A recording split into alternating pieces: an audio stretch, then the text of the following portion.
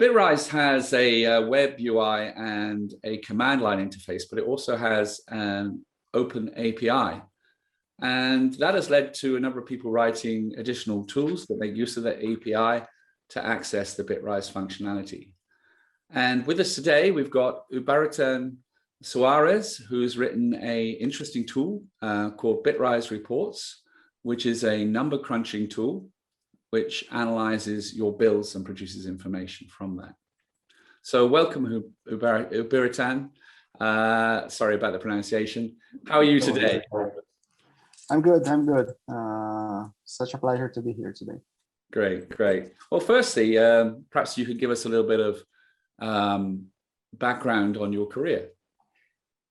Yes, I have been working professionally with software engineer for more than 10 years, I guess.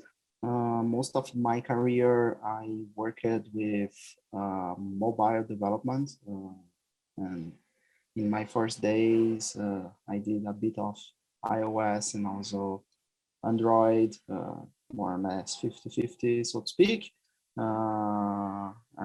After a few years working like that, I started to focus a bit more on Android, eventually became a specialist on Android and so on.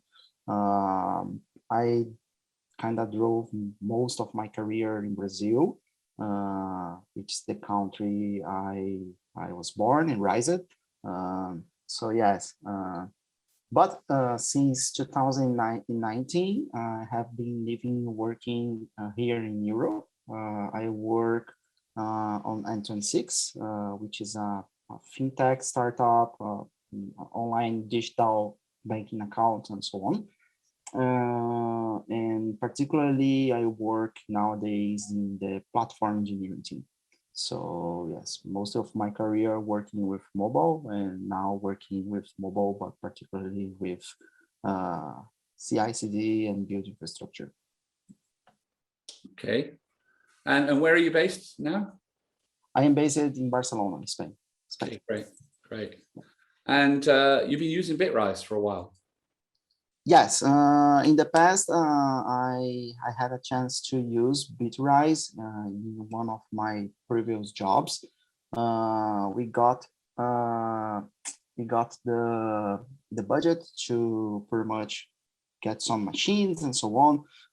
The onboarding was super easy, and back in the day, we were quite happy.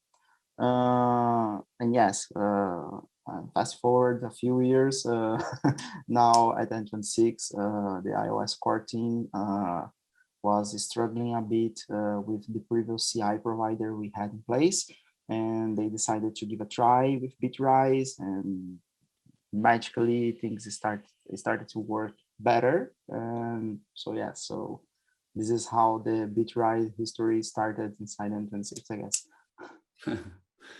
And recently I don't know, how long ago did you think about writing Bitrise Reports, or realize that it would be a good idea to have this additional tool? Yes, my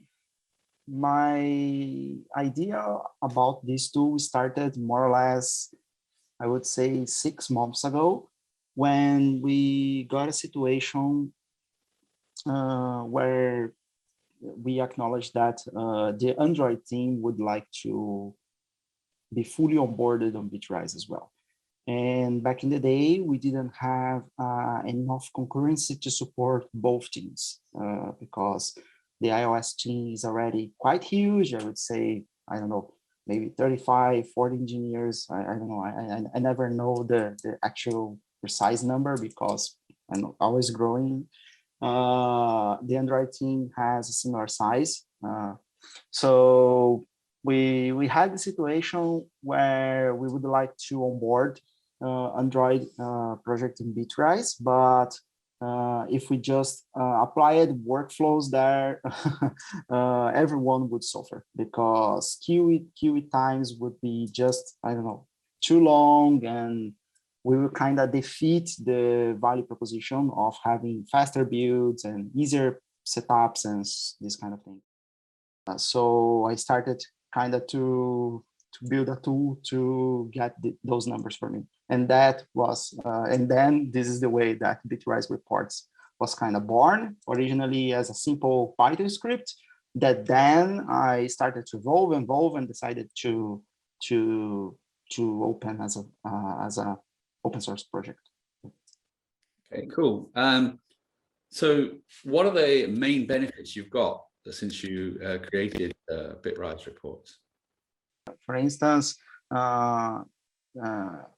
during the trial period, the Android team started to shape more workflows and start pushing more builds over Bitrise, and we could kind of have visibility on how things were going, because we have a tool in place that allowed me to see, okay, what happened this past week, so to speak, and something that I didn't have before.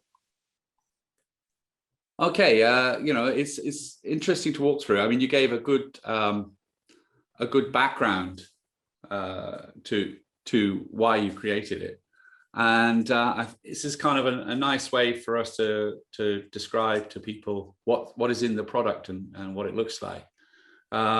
As you said here, it's a number cruncher, which you use the API to derive from your builds, and helps you manage the capacity. You can think about it as the poorest man business intelligence system, so to speak. Yeah, that's right. It gives it's doing some of the same thing, and you're picking up on information on timing, build statuses, and you're able to filter on Git branches as well, so you can focus on particular branches, and also looking at the machine types that are used for the builds and the workflow. And you've also added in some emulation of the Bitrise velocity credits to help as well. And you've got 3 types of output on the standard out, JSON, and even an Excel spreadsheet, so people can access it as a spreadsheet. And as I scroll down here, as you noted, it's a Python project, which can be stored by the pip, or there's also a Docker implementation as well, so people can just get it. Yeah, that particular Docker container is quite recent, because eventually people struggle to get the proper Python setup in machines and so on. So I decided just to wrap everything in Docker, then, because Docker is pretty much, like, I'd say, standard developer tool nowadays. So yeah, it's fully contained. So yeah, I can understand that. And it's a command line tool. So as you say here with running it, there's an example you're giving here of just running. You will need your personal access token from Bitrise, and you need to be on the group that can access the builds that you're looking at as well. Yes. And here you give an example of just a span of time, a starting and an end date, and then it will run and produce this kind of report.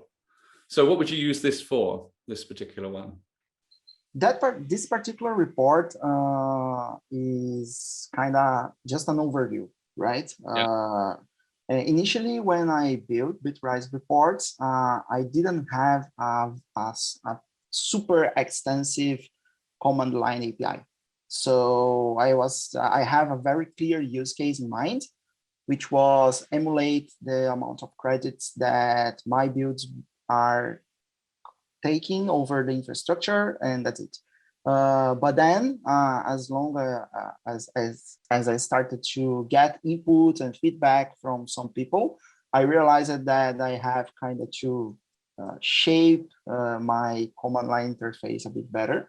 And I decided that, okay, if you just pass the time frame, which is the case in this example, you just get an overview, and then you can pretty much increment the report according to the flags that you pass through the command line.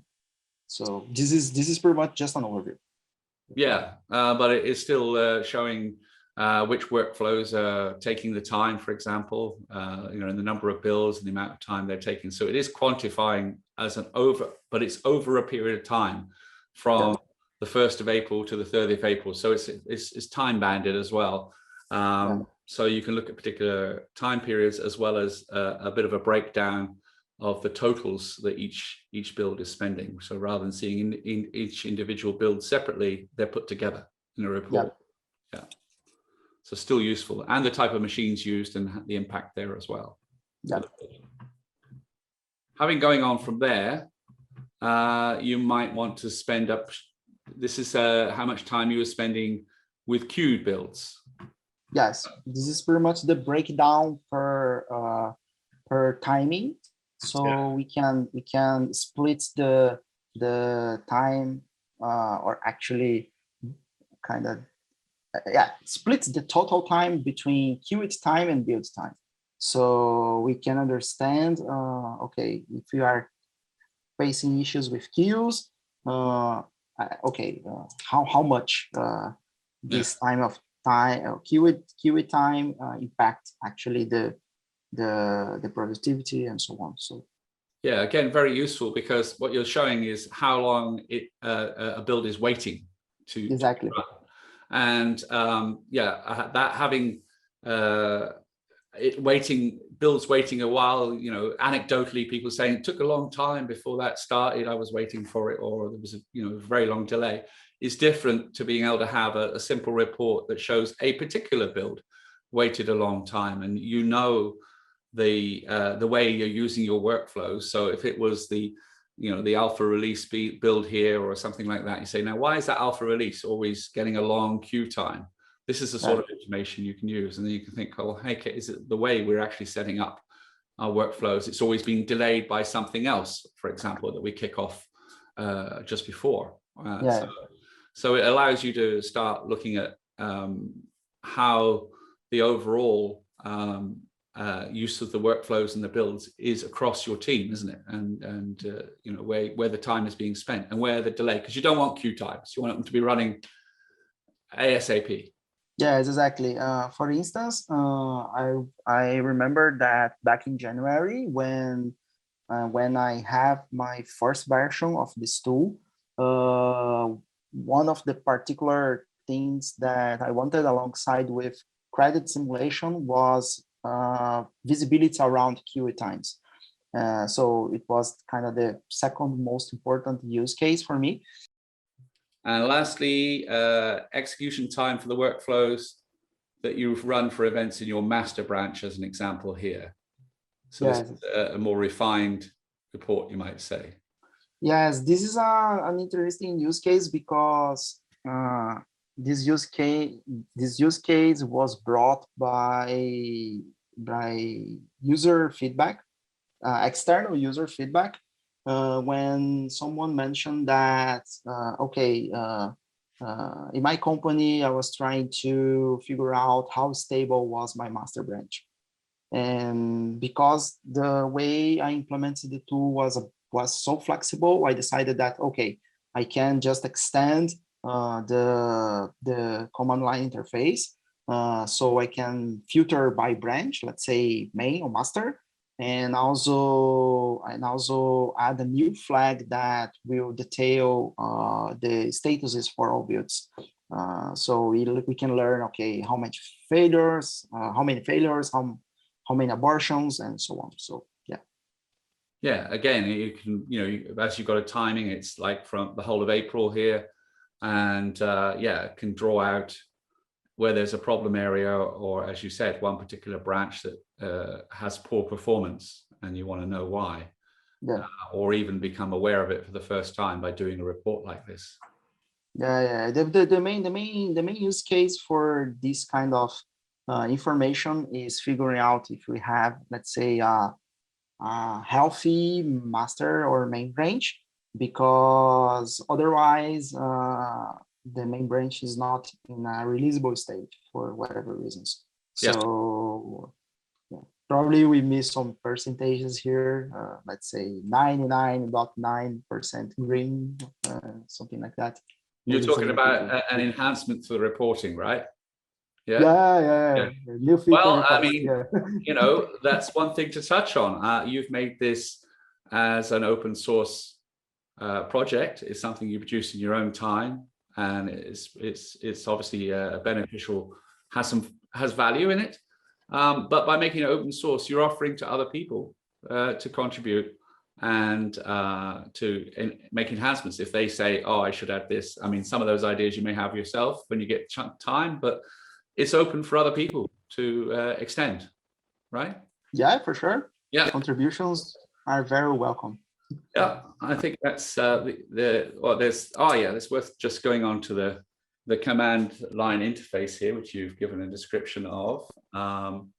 So you've got the access token for Bitrise, choice of the title of the app that you're going to use, starting date, ending date, what status is, what time, so you've got these flags describing what the content of the report here is, isn't it? Detailed bills, detailed timing, whether to emulate the velocity credits. So what does that do? Actually, I haven't seen that. So is that something use or something you're trying to...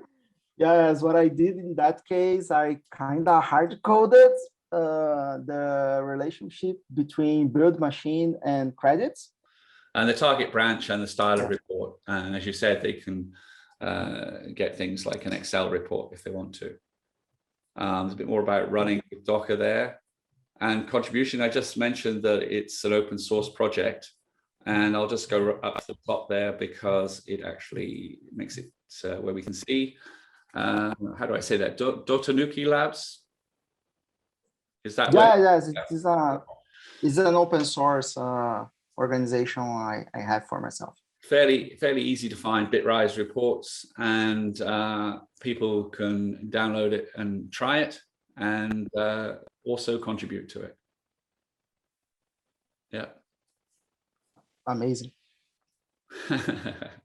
Well, I think it's a great product, very useful. I'll just go back to the reporting there, and I think many people will find it useful. And I think it's great use of the Bitrise API. And good on you for creating it and sharing it with the community. Yeah, my pleasure.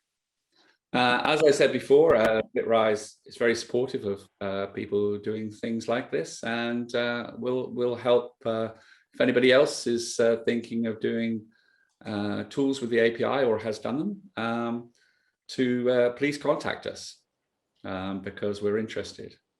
But thanks very much, Ubiratan. I really appreciate that, and I think it's a great add-on product for Bitrise that people can freely use. Good. I mean, my pleasure. Contributions are welcome. Feature requests are welcome as well. Let me know if there is any kind of use case that we should cover with this BI tool. So should be easy to implement, I guess. Okay. Thanks very much. Amazing.